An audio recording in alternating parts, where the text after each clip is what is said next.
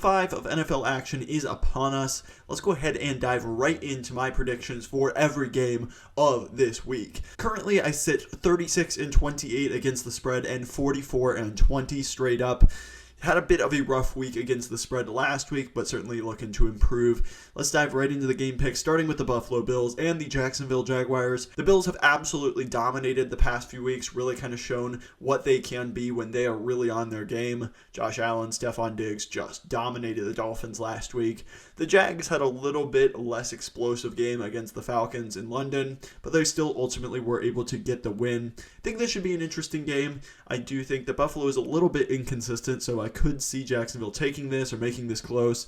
I do have the Bills ultimately winning 27-24, but Jacksonville covering that 5.5 point spread and making this a very close game. Next, the Texans and the Falcons. This is an interesting one. Texans really certainly on the upward trajectory with how CJ Stroud has been playing. If you haven't seen my film breakdown of him, go ahead and check it out once you're done with this video. But essentially, Stroud has looked like an absolute franchise guy pretty much since the second quarter of week 2 against Indianapolis. He's looked awesome and definitely is on the track to really kind of elevate this team beyond their talent level.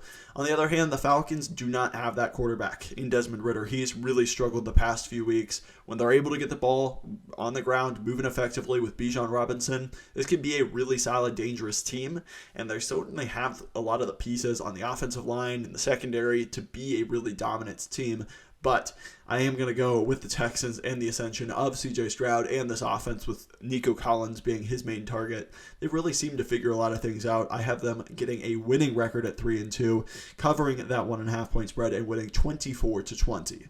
Next, the Lions and the Panthers. I think this one is not going to be one of the better games. The Panthers have really struggled up to this point. I think the play calling really hasn't been very good. Bryce Young has struggled, but I do think a lot of that is the surrounding talent as well as the play calling.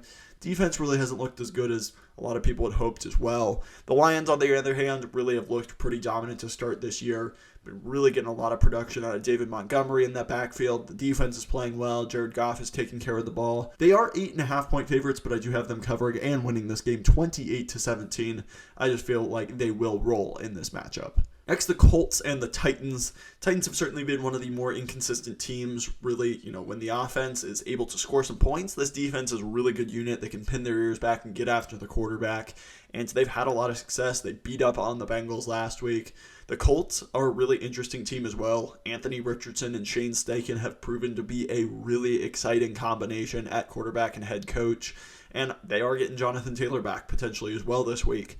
I think that running game for Indianapolis is ultimately going to be just a little bit too much. The explosiveness of Anthony Richardson. I have them winning 22-19 in a thrilling AFC South divisional matchup. I'm going to go with the Colts, though, to win and cover that 1.5 point spread. Next, the Dolphins and the Giants. Certainly one of the biggest mismatches of the week. The Giants have just looked absolutely terrible up to this point. They just cannot get anything to work really for them. The offense just looks like a complete shell of itself from last year. Daniel Jones has not looked like the quarterback that they paid him to be. Missing Saquon Barkley has just crippled this offense to the point that it's really hard to watch. On the other hand, the Dolphins have perhaps the most explosive offense in the NFL when things are clicking.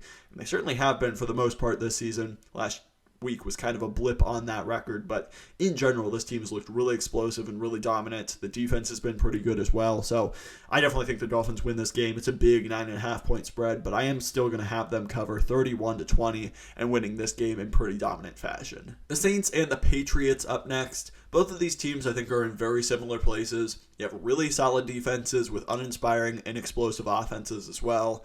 I'm going to go with the Saints in this matchup, though, 19-17 in a low-scoring defensive game. The Patriots have lost quite a few pieces to injuries, obviously Judon, Christian Gonzalez. They trade for J.C. Jackson. That should be interesting to see if he can recover his form, though I don't expect him to play a lot in this game by any means. So I do think that this will be a tough matchup. Ultimately, I'm going to go with the Saints just because I do think they have a little bit more explosiveness on their offense. Shaheed, Olave, Michael Thomas, they're good wide receivers. It's just Derek Carr being able to hit them and get the most out of them. Both of these defenses are really solid as well. So I expect a very close, very low-scoring game, but I am going to go with the Saints in this one. Next, the Ravens and the Steelers. This is always a very tough matchup in the AFC North. It's almost always going to be extremely close in a one-score game.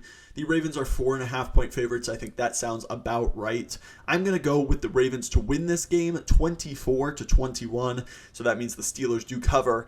I think both these defenses have played really pretty well. Lamar Jackson, I definitely trust more than Kenny Pickett, especially coming off the injury as well.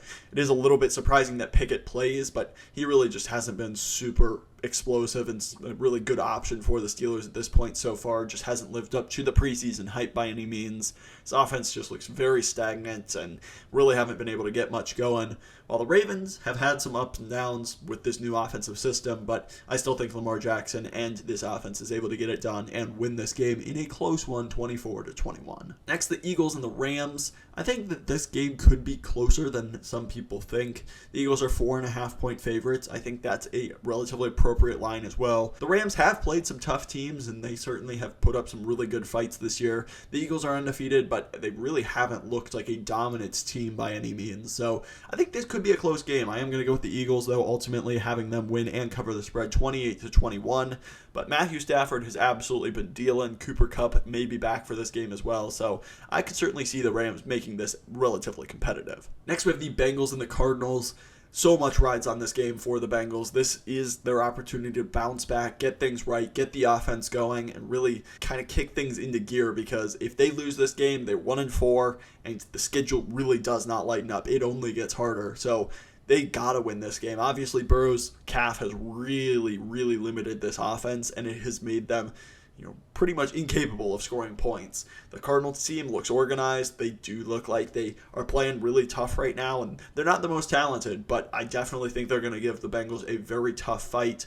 I do think the Bengals are the better team, and I do think they do ultimately win this game 23-17, but I think it's going to be a close one, perhaps a come-from-behind win for the Bengals or something after a slow start. This is a must-win, really, for the Bengals, so I do think they are able to pull it out, but the Cardinals give them a solid fight. Next, we have the Jets and the Broncos. The Jets are 2.5-point underdogs in this game, which surprised me a little bit. I know it's in Denver, but I think the Jets looked like a competent team last week. They really, I think, did a good job keeping it close with Kansas City. The defense is really good. Garrett Wilson and Zach Wilson were developing a little bit of a connection.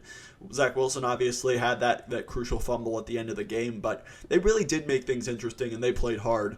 Not thinking that Zach Wilson is necessarily going to be the solution by any means to the Jets' problems this year, but he did look better for what it's worth. The Broncos, they did get the win against Chicago, but they put themselves in a massive hole. Their defense is just a nightmare at this point. It is just so bad. It's kind of historically bad at this point. So if the Jets can get some points on the board, I definitely think they have a good shot in this one because their defense is so dominant. I'm going to go with the Jets 23-20. I have them certainly covering that spread and winning this game. Should be a very interesting one. Now we have the Chiefs and the Vikings. Vikings just certainly haven't lived up to expectations this year. They had a ton of close games last year, and they won pretty much all of them. This year it's pretty much the opposite. They just cannot buy a win in close games. I don't think that this is going to be any different against the Chiefs as well. This Chiefs team has looked really, really good pretty much ever since week 1. And I do have them rolling in this one 31-24. It's just a very tough matchup for the Vikings. Their defense really hasn't looked very good, and the offense is just inconsistent at this point. They haven't been able to run the ball. They're kind of getting killed in the trenches, and I think that the Chiefs will be able to take advantage of that and win this game. Then on Sunday Night Football, perhaps one of the biggest matchups of the year, we have the 49ers and the Dallas Cowboys. Both of these defenses are absolutely electric to watch. This is an awesome primetime game. I think that the 49ers are just really, really looking good at this point. They look like a juggernaut. Their offense is running through Christian McCaffrey extremely well. Brock Purdy's not asked to do too much, but it doesn't really matter when you have the weapons and the play calling that they have in San Francisco. The defense is holding its own as always as well. I think this Dallas defense can get after Purdy a little bit if they go down and have to throw the ball a little bit more. I think they could take advantage, but I don't think the Cowboys offense has looked nearly as consistent as the 49ers. So I am going to go with the 49ers in this one, 25-20, and I'm going to go with San Francisco to remain undefeated. Then on Monday night, we have the Packers and the Raiders. I do think Jimmy G should be back for this game, and then Jordan Love obviously continuing to do what he does in Green Bay as well. I think Love has shown some really nice flashes. It's all about the consistency, putting things together. I do expect Devontae Adams to have a big game against his former team. I think that really this defense for the Packers is continuing to hold them back from really potentially being a really solid team in the NFC. The Raiders, on the other hand, I think have some pieces on offense. Their defense is an absolute train wreck, though. I'm going to go with the Packers, 26-20. I think this should be an interesting game to watch, and I think this should be a fun one. That's going to do it for my Week 5 predictions. Let me know what you think in the comments below. Do you think your team is going to win this week? If you like this kind of content, please hit that like button while you're down there as well. Subscribe. It helps the channel grow and would mean a lot. Thank you so much for watching. I will catch you in the next one.